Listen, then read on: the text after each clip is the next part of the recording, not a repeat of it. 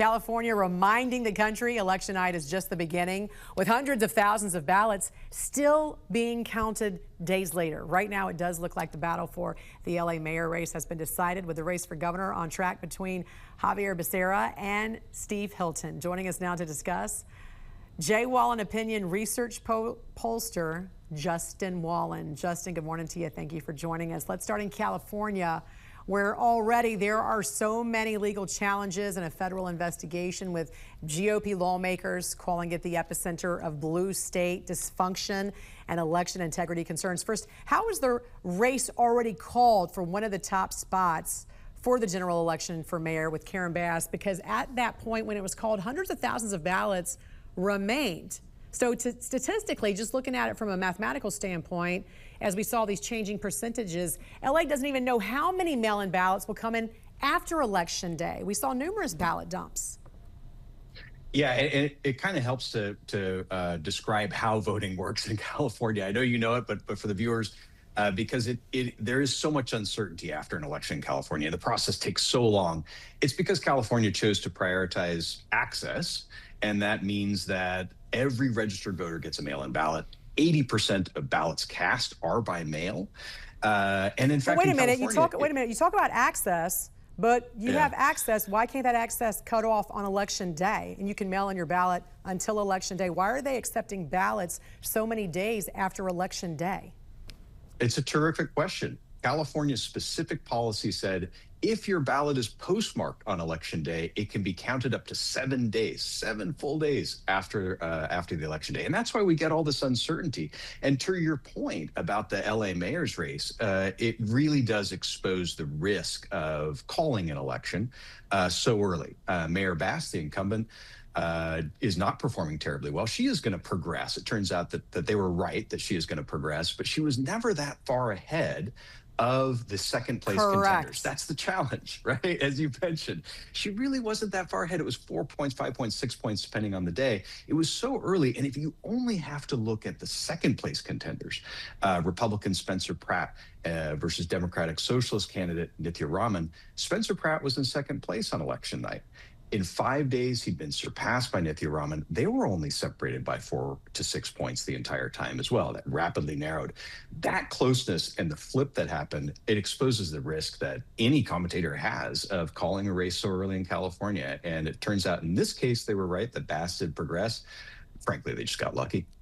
Well, and as you said before, they allow for these ballots to come in 7 days after election day, but it's not as if we just found out about the elections. Everyone's known about this, and I used to live in California, so I know they do send everyone a ballot, and it comes to every household, and it comes well before the election.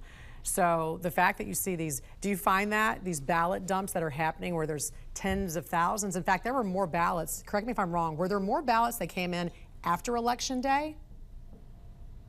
It's a great question. I don't know offhand. I should know, and I don't. But the velocity was high. I mean, the dumps every night were between 30 and 50,000 a night. There was a lot. It's an extraordinary amount of ballots. Extraordinary. Yeah.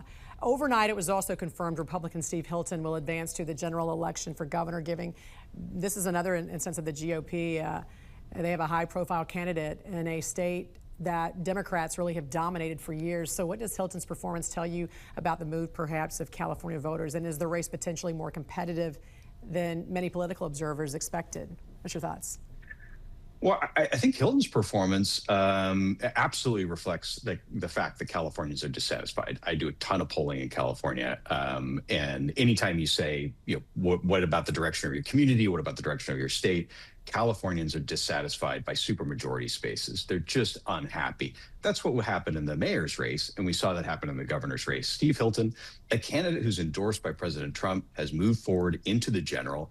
I think he's overperforming. The question of whether he'll actually win the governorship in blue, deeply blue California, those odds are extremely low. However, he enters into a conversation in California, and a conversation that Californians are thirsting for, and that is things aren't going well, and we need some kind of change. That's dramatic. That is absolutely evident, and I think that's really the big story here. Yeah, several states have primaries today. Obviously, there's a lot of focus on Maine with the Democratic Senate candidate there. They do have ranked choice voting there in the state of Maine, so sometimes it can be hard to analyze those numbers.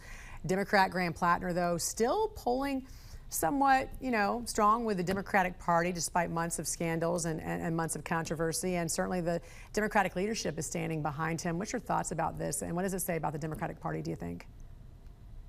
Well, I think it speaks directly to the Democratic Party's challenges, of which are many, and prominent Democrats speak about this all the time, as well as their Republican critics. But you can express it in a way by juxtaposing President Trump's unfavorables, which are widely denounced as being terrible. He's really in the tank, and it's true. He's struggling with favorability at 56% unfavorable. That's a fact.